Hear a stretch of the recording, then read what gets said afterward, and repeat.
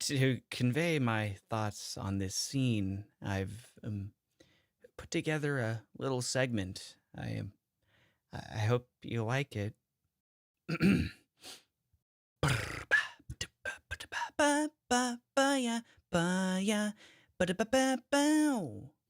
Amy Rose was a character that I thought was pretty cool, and it wasn't just me, she's obviously one of the franchise's most popular.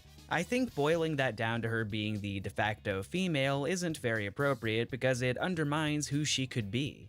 I had always figured that the reason for her popularity was fairly simple. She stood out. She made a lasting impression. She's no Princess Peach waiting around in a castle, but she's also not like Lara Croft or something.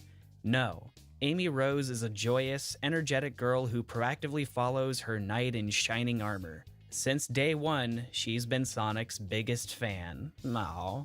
It was a very unique dynamic in a catalog of other popular fictional pairings, but what really made Amy so likable to me is that, starting in Sonic Adventure, she brought an attitude that could stand up to Sonic's. Through sheer persistence, she's one of the few people who can actually phase him. This would, of course, give her the courage to become a force of her own, wielding a giant hammer and eventually leading a group of friends herself. In the same way that Tails is inspired to become who he is, Amy is inspired by Sonic as well. But unlike Tails, Amy's not part of the team. Sonic doesn't normally hang around her because he clearly enjoys the chase. He also is just that much of a young, free spirit that he's not willing to slow down for a serious relationship. There's no animosity, he'd still call her his friend, it's just kinda their thing. This was also great because it meant you never had to think too hard to get Amy into the story. This sparkly little girl could just show up to a giant military base because she heard Sonic was being held there and wanted to be his hero for a change. It was a juxtaposition. It was fun. Even in some games where I don't think she was handled the best, I'd still enjoy seeing her because she delivered an impulsive yet passionate heart into each story. Over the course of a series, though, Amy's character would receive criticism for being an over-reliant creep, generally speaking.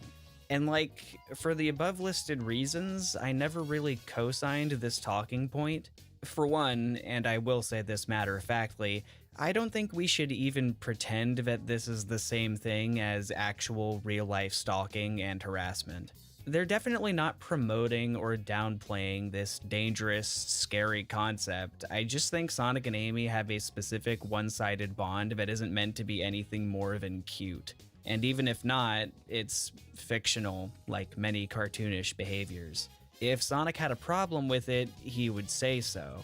But maybe you don't think it's so much problematic as it is grating, and I can totally understand that. However, another thing that I really enjoyed about Sonic and Amy is that, because there was something tangible to build from in the first place, people could kind of engross themselves in the possibilities of where it could lead. There was nothing saying they couldn't get together someday, or that Amy couldn't move on and explore new challenges. But what's important to me is that this could have been a narrative choice. Okay.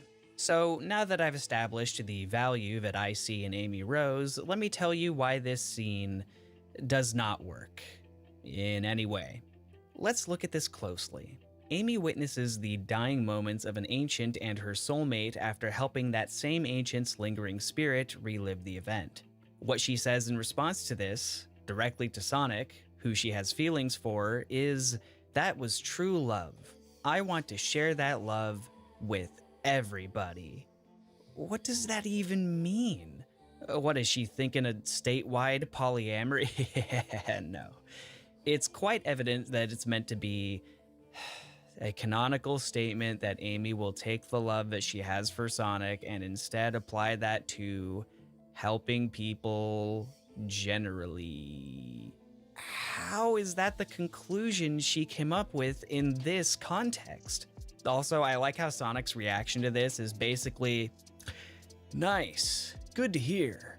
What a defining character moment."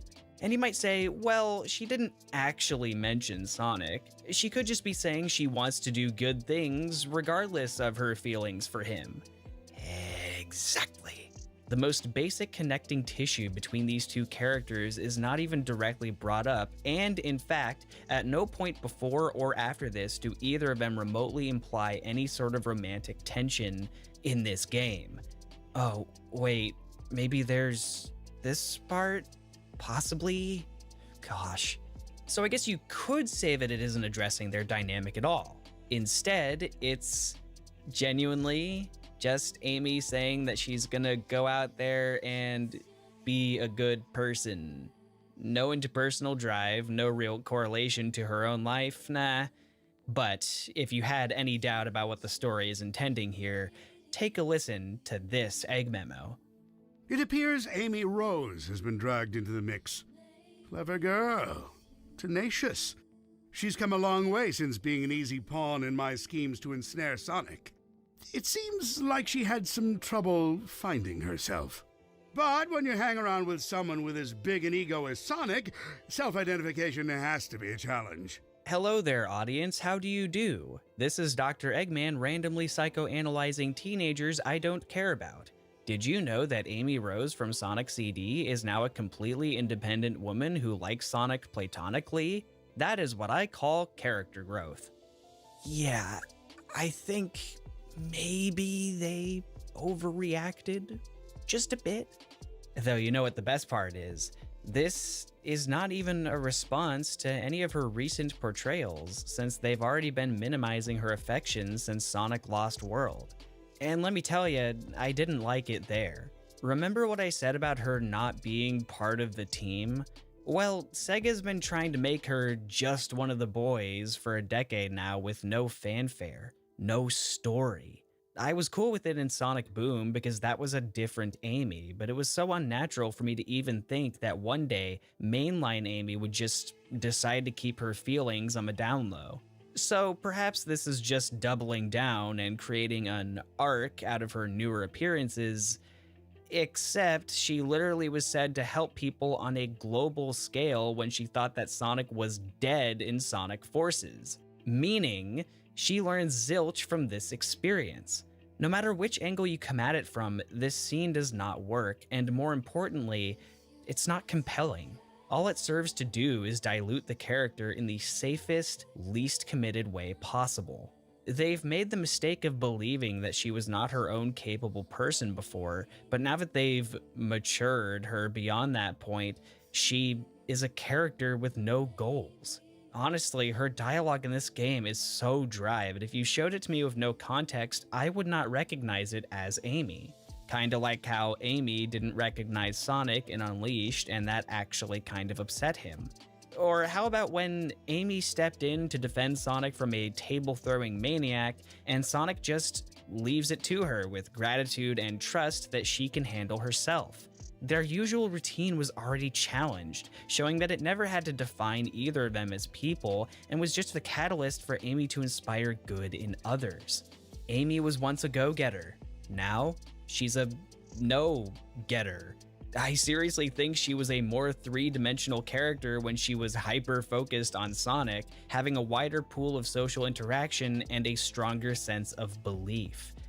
I think I've made my case, but if you can tell me what you like about the current Amy Rose, past her having a cute design and being a nice, caring, well-adjusted member of society, I would love to hear it. Because we're at the apex of her identity now, and I cannot list a single moment. But I'm done with that for now.